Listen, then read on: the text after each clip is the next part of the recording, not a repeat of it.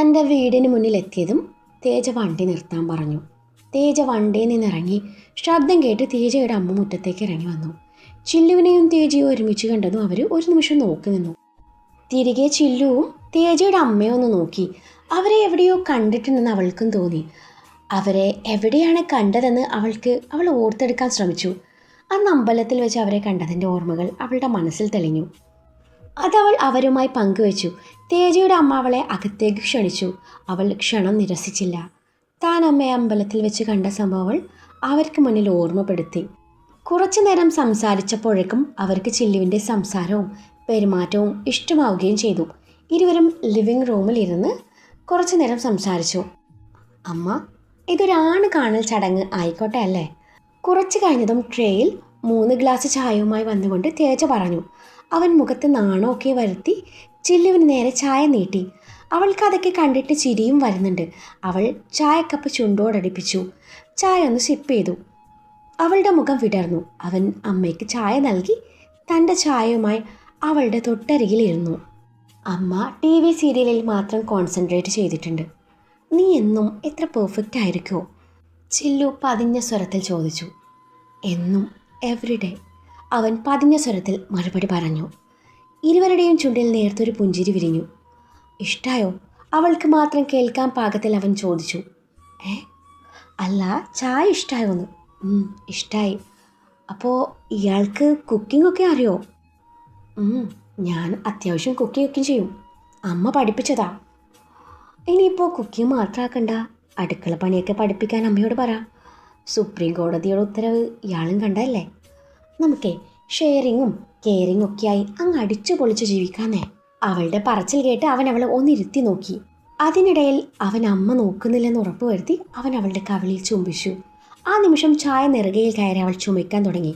അതിൻ്റെ കൂടെ ചായ അവളുടെ ഡ്രസ്സിലും ആയിരുന്നു. അമ്മ അവളുടെ അരികിൽ വന്ന് കാര്യം തിരക്കി. നെറുകയിൽ കയറിയതാ, കുഴപ്പമില്ല എന്നവൾ പറഞ്ഞു. അയ്യോ, ചായ ഡ്രസ്സിലായല്ലോ, ഞാൻ വാഷ്റൂം കാട്ടിത്തരാം എന്നുള്ള തേജയുടെ ഡയലോഗ് കേട്ടപ്പോഴേ അവൾക്കെന്തോ വശപ്പിശക്ക് മണത്തു. വേണ്ട, താനെൻ്റെ വീട്ടിലേക്കാണല്ലോ, കുഴപ്പമില്ലെന്ന് പറഞ്ഞു ചില്ലു. നൈസായിട്ട് സ്കൂട്ടായി. ഇവിടെ നിന്ന് ഉമ്മിച്ചവൻ അവിടെ നിന്ന് എന്തൊക്കെയാ കാണിക്കുക എന്നവൾക്ക് നല്ല ധാരണയുണ്ടായിരുന്നു. അവളുടെ പറച്ചിൽ കേട്ട് അവൻ അവളെ നോക്കി കണ്ണുരുട്ടി. അവൾ ചിരി അടക്കി പിടിച്ചു നിന്നു.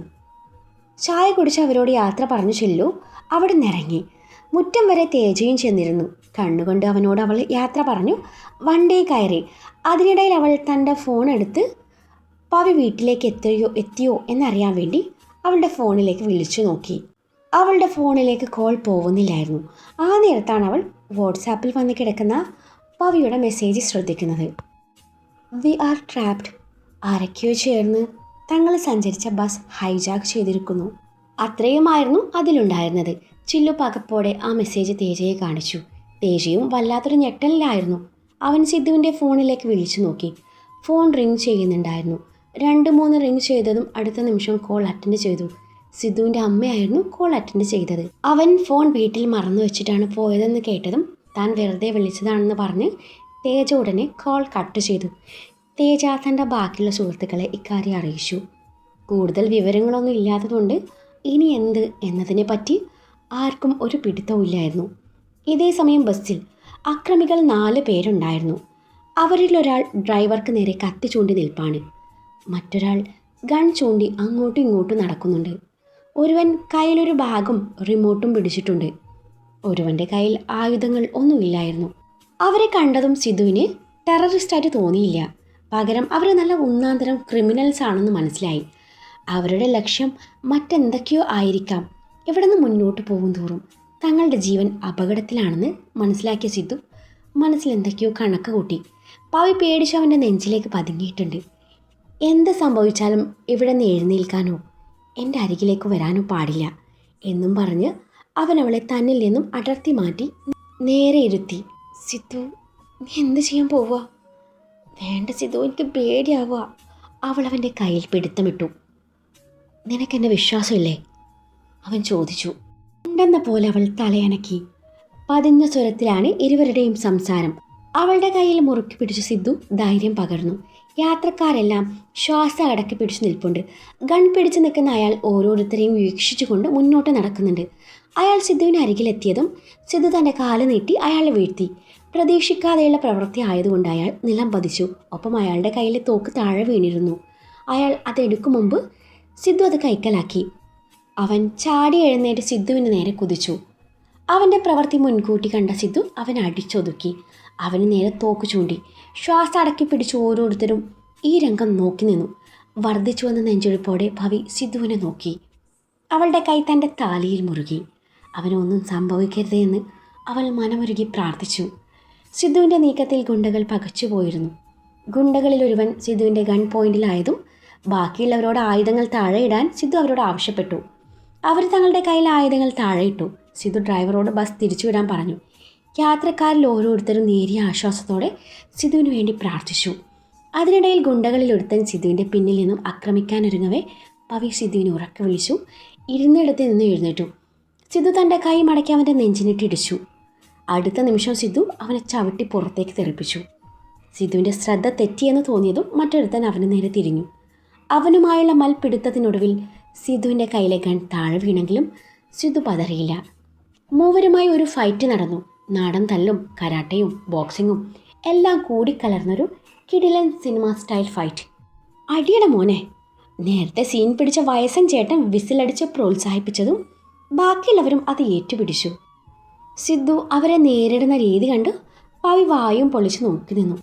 അപ്പോൾ ഇവന് ഇതൊക്കെയും വശമുണ്ടല്ലേ? പവി ചിന്തിച്ചു. അവൾക്ക് അഭിമാനം തോന്നി. അവൻ ബാക്കി 2 പേരെയും അടിച്ചു വീഴ്ത്തി. പവിയുടെ മുഖത്തെ സന്തോഷം 4-മനായ ഗുണ്ട വീക്ഷിച്ചിരുന്നു. അവൻ വീണ് കിടക്കുന്ന ഗൺ കയ്യിലെടുത്ത് പവിക്ക് നേരെ ചൂണ്ടി. സിദ്ധു ഒരു നിമിഷം സ്തംഭിച്ചു നിന്ന് പോയിരുന്നു. അവളെ തോക്കിന് മുൾമുനയിൽ നിർത്തി അയാൾ വണ്ടി നിർത്താൻ ആവശ്യപ്പെട്ടു. ഡ്രൈവർ ബസ് നിർത്തി. ആ നിമിഷം ഗുണ്ട പായുമായി അവിടെ ഇറങ്ങി. അവൾക്ക് നേരെ നിറയൊഴുക്കുമെന്ന് ഭയന്ന് സിദ്ധു സാഹസം കാട്ടിയില്ല. ഇനി ഇവിടെ നിൽക്കുന്നത് സേഫല്ല, നിങ്ങൾ പൊയ്ക്കോ, ഞാനും കൂടെ ഇവിടെ ഇറങ്ങുവാണെന്ന് പറഞ്ഞ സിദ്ധു ബസ്സിലുള്ള യാത്രക്കാരെ മുഴുവൻ പറഞ്ഞു വിടാനൊരുങ്ങി. സിദ്ധുവിനെയും പവിയെയും കൂടാതെ ആ യാത്രക്കാർ പോവാൻ വിസമ്മതിച്ചുവെങ്കിലും സിദ്ധു ഡ്രൈവറോട് വണ്ടി എടുക്കാൻ പറഞ്ഞുകൊണ്ട് വണ്ടിയിൽ നിന്നിറങ്ങി. ഡ്രൈവർ വണ്ടി തിരിച്ചുവിട്ടു. വണ്ടി അവിടെ നിന്ന് പോയതും ആ ഗുണ്ട തൻ്റെ ഫോൺ എടുത്ത് ആരെയോ വിളിക്കുന്നുണ്ട്. ഇപ്പോഴും പവി അവൻ്റെ ഗൺ പോയിന്റിന് മുന്നിലാണ്. അവൻ ഫോണിൽ സംസാരിക്കുന്ന നേരത്ത് അവൻ്റെ ശ്രദ്ധ ഫോണിലാണെന്ന് മനസ്സിലാക്കിയ സിദ്ധു താഴെ കിടക്കുന്ന തടിക്കഷ്ണം എടുത്ത് അവൻ്റെ കാല് നോക്കിയെറിഞ്ഞതും അവൻ്റെ കയ്യിൽ നിന്നും ഗൺ താഴെ വീണിരുന്നു. അവന് ചിന്തിക്കാൻ പോലെ അവസരം കൊടുക്കാതെ സിദ്ധു അവൻ്റെ നെഞ്ചിനിട്ട് ആഞ്ഞു ചവിട്ടി. ആ നേരം പവി അവൻ്റെ പിടിയിൽ നിന്ന് മോചിതയാവുന്നുണ്ട്. നിമിഷ നേരം കൊണ്ട് സിദ്ധു അവനെ കീഴ്പ്പെടുത്തുന്നു. ആ നേരത്താണ് ഒരു കാർ അവർക്ക് മുന്നിൽ വന്ന് നിർത്തുന്നത്. അതിൽ നിന്നും ഇറങ്ങി വന്ന അക്ഷയെ കണ്ട് സിദ്ധുവിൻ്റെ മുഖം ദേഷ്യം കൊണ്ട് ചുവന്നു. അക്ഷയുടെ കൂടെ വേറെ 5 പേരുണ്ടായിരുന്നു. അവരെ കണ്ടതും ഭയത്തോടെ പവി സിദ്ധുവിനരികിലേക്ക് നീങ്ങി. ഡാ, അപ്പോൾ നീയായിരുന്നല്ലേ ഇതിന് പിന്നിൽ? വർദ്ധിച്ചു വന്ന ദേഷ്യത്തോടെ സിദ്ധു ചോദിച്ചു. യെസ്, ആയിരുന്നു. നിങ്ങളായിരുന്നു എൻ്റെ ലക്ഷ്യം. നിങ്ങൾ ആ ബസ്സിൽ കയറിയതുകൊണ്ട് ബസ് ഹൈജാക്കിങ് കൂടി നടത്താമെന്ന് കരുതി. അതിൽ കൂടെ കുറച്ച് പണം ഒപ്പിക്കാമെന്ന് വിചാരിച്ചു. പോട്ടെ, അതിനിനിയും സമയമുണ്ടല്ലോ. ആദ്യം നിന്നെ ഇല്ലാതാക്കണം, എങ്കിൽ മാത്രമേ എനിക്കെൻ്റെ ലക്ഷ്യത്തിലെത്താൻ പറ്റുള്ളൂ. പിന്നെ ഇവൾ, നിൻ്റെ പെണ്ണ്, അവളെ ഞാനങ്ങ് ഒരുപാട് മോഹിച്ചു. ഈ രാത്രിയിൽ ഇവൾ എൻ്റെ കൂടെ താമസിക്കും. അത് കഴിഞ്ഞ് ഞാൻ ഇവളെ ബായിക്ക് കൈമാറും. അക്ഷയ് വാക്കുകൾ പൂർത്തിയാക്കിയില്ല. അതിനു മുൻപേ സിദ്ധുവിൻ്റെ പ്രഹരമേറ്റ് അവൻ നിലം പതിച്ചു.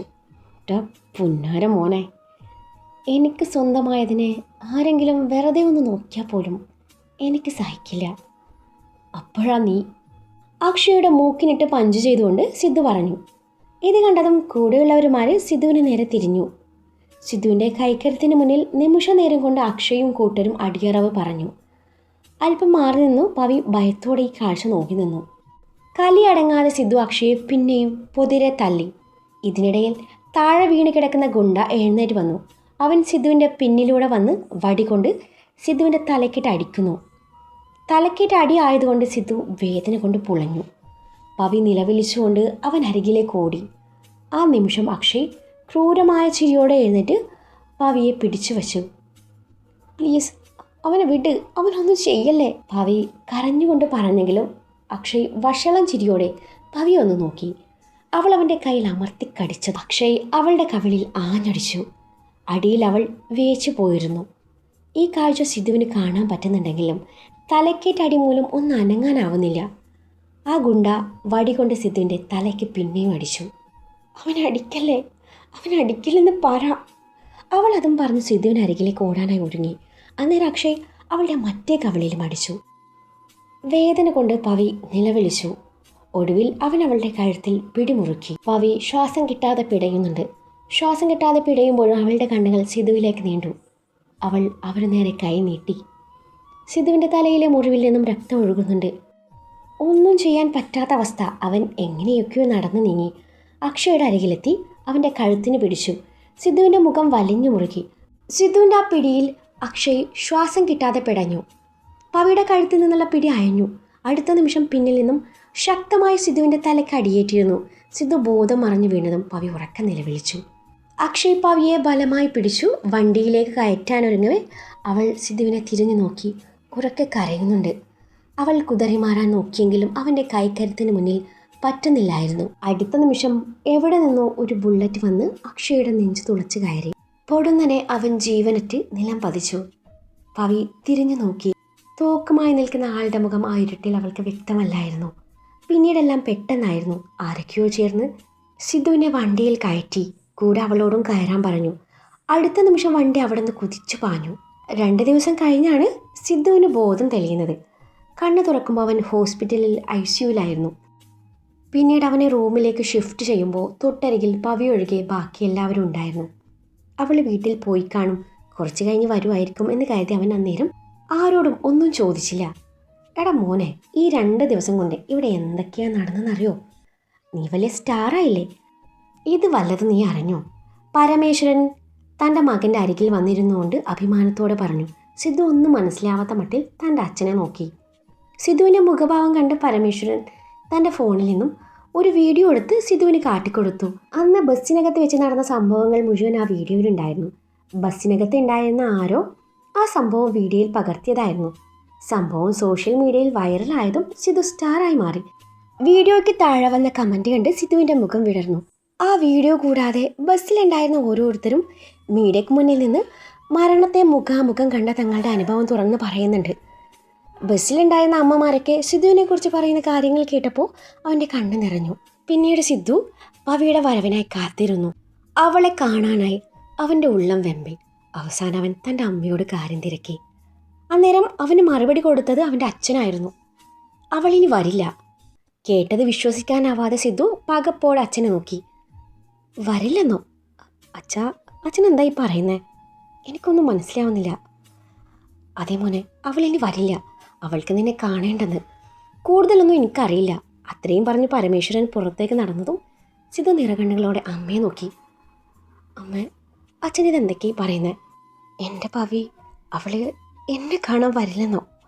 നിങ്ങളൊക്കെ എന്താ കളിക്കുക? എനിക്ക് ഇടികൊള്ളുമ്പോൾ അവൾ എന്നെ വിളിച്ച് കരയുന്ന രംഗം ഇപ്പോഴും എൻ്റെ മനസ്സിലുണ്ട്. എന്നിട്ടിപ്പോൾ അവൾ വരില്ല പോലും. അവൾക്കതിന് കഴിയില്ല അമ്മ. മോനെ, അച്ഛൻ പറഞ്ഞത് സത്യ. അവൾക്ക് നിന്നെ കാണേണ്ടെന്ന്.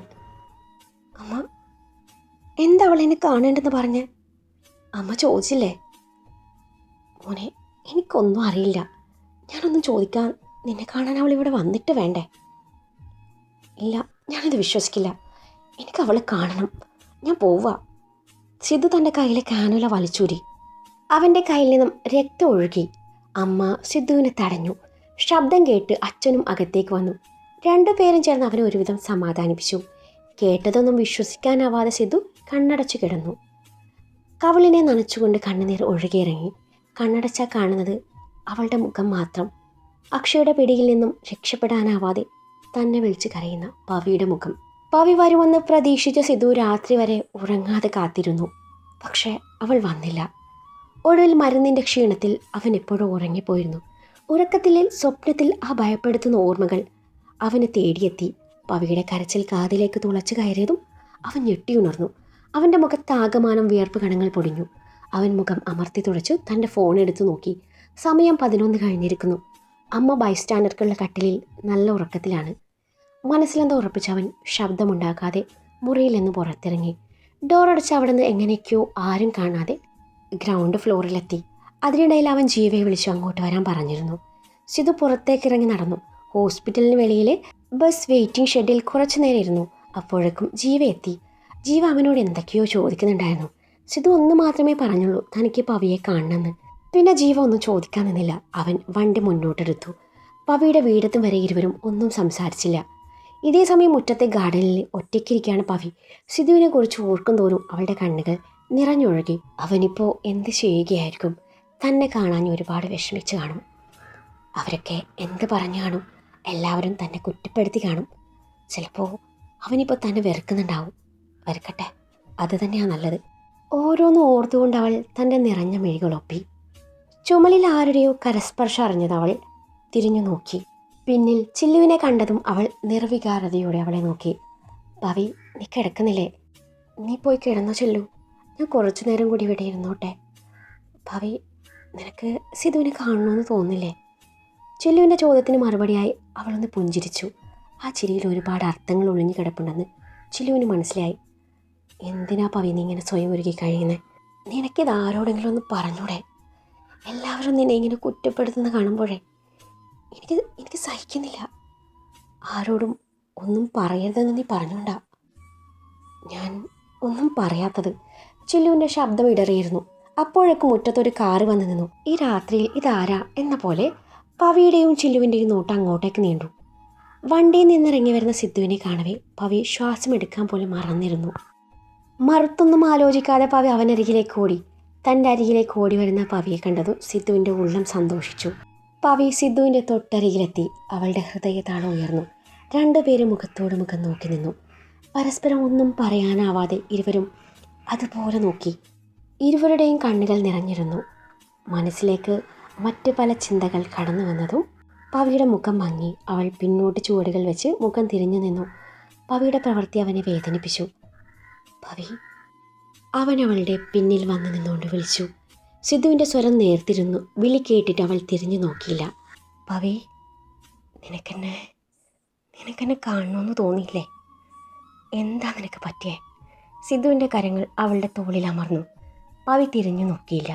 സിദ്ധുവിൻ്റെ വാക്കുകൾ പവിയുടെ വേദന ഇരട്ടിപ്പിച്ചു. കണ്ണുകൾ നിർത്താതെ പെയ്യുന്നുണ്ട്. നീ എന്തിനാ സിദ്ധു ഇപ്പം ഇങ്ങോട്ട് വന്നേ? അവൾ അവന് നേരെ മുഖം കൊടുക്കാതെ തൻ്റെ കണ്ണുനീർ നിയന്ത്രിച്ചുകൊണ്ട് ചോദിച്ചു. അതെന്ത് ചോദ്യാടി? നിനക്കെന്നെ കാണാൻ തോന്നുന്നില്ലെങ്കിലും എനിക്ക് നിന്നെ കാണാതിരിക്കാൻ പറ്റില്ലല്ലോ. സിദ്ധുവിൻ്റെ സ്വരത്തിൽ വേദനയും പരിഭവവും കലർന്നിരുന്നു. അവൻ്റെ വാക്കുകൾ അവളെ കുത്തി നോവിപ്പിച്ചു. അവൾ ആഞ്ഞൊരു ശ്വാസം എടുത്ത് മുഖത്ത് ഗൗരവം വരുത്തി അവന് നേരെ തിരിഞ്ഞു. കണ്ടിട്ടിപ്പം എന്തിനാ? വീണ്ടും എന്നെ കൊണ്ടുപോയി കൊല്ലാനോ? അവളുടെ ചോദ്യം കേട്ട് അവൻ്റെ മുഖം ചുളുങ്ങി. പവി, നീ എന്താ ഇങ്ങനെയൊക്കെ പറയുന്നേ? പിന്നെ ഞാൻ എങ്ങനെ പറയണം? ഞാൻ എന്താ ചെയ്തെന്നാ നീ പറയുന്നേ? ഒന്നും ചെയ്തില്ലേ? നീ കാരണമല്ലേ അന്ന് ആ ബസ് ഹൈജാക്ക് ഉണ്ടായത്. നിന്റെ ഗുണ്ടാപ്പണി കാരണം ഒരുപാട് പാവപ്പെട്ട മനുഷ്യരുടെ ജീവൻ വരെ അപകടത്തിലായനെ. എനിക്ക് പലതും നഷ്ടമായേനെ. എൻ്റെ മാനം പോലും. നിനക്ക് അവരുടെ കയ്യിൽ നിന്നും എന്നെ രക്ഷിക്കാനായില്ലല്ലോ. ഞാൻ വിചാരിച്ചു നീ വല്ല ഹീറോ ആണെന്ന്.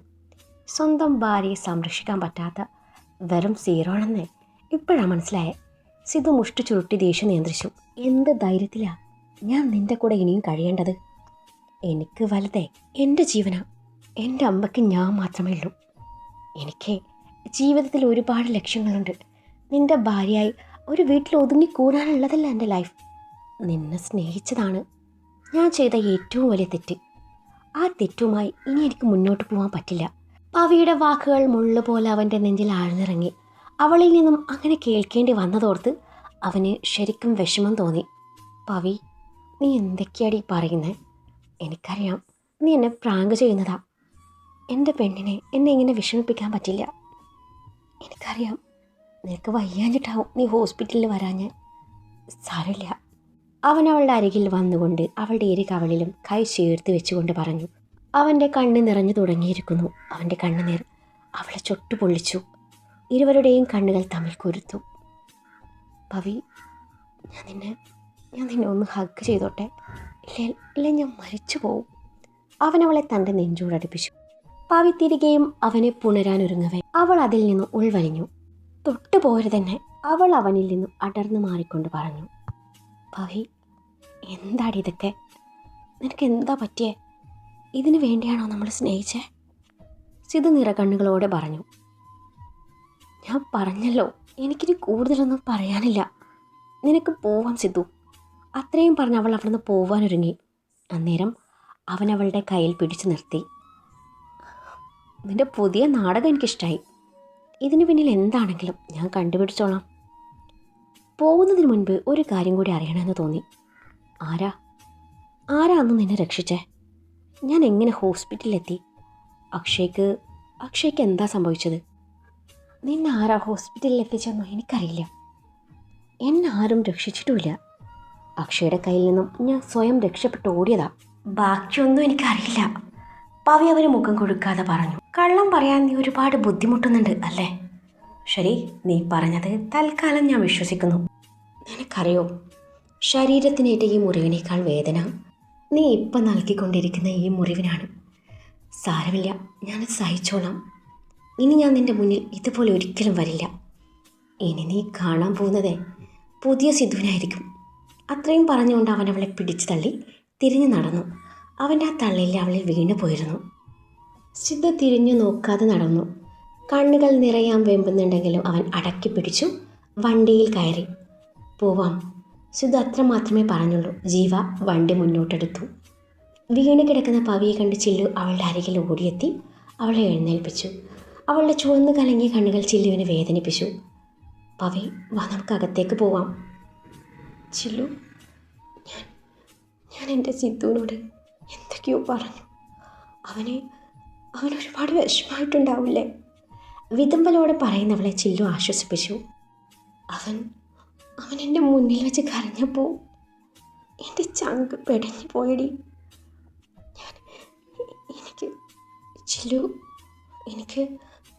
ഞാനിനി എന്താ ചെയ്യുക? എനിക്ക് അവൻ അത്രയ്ക്ക് ഇഷ്ടമാടി.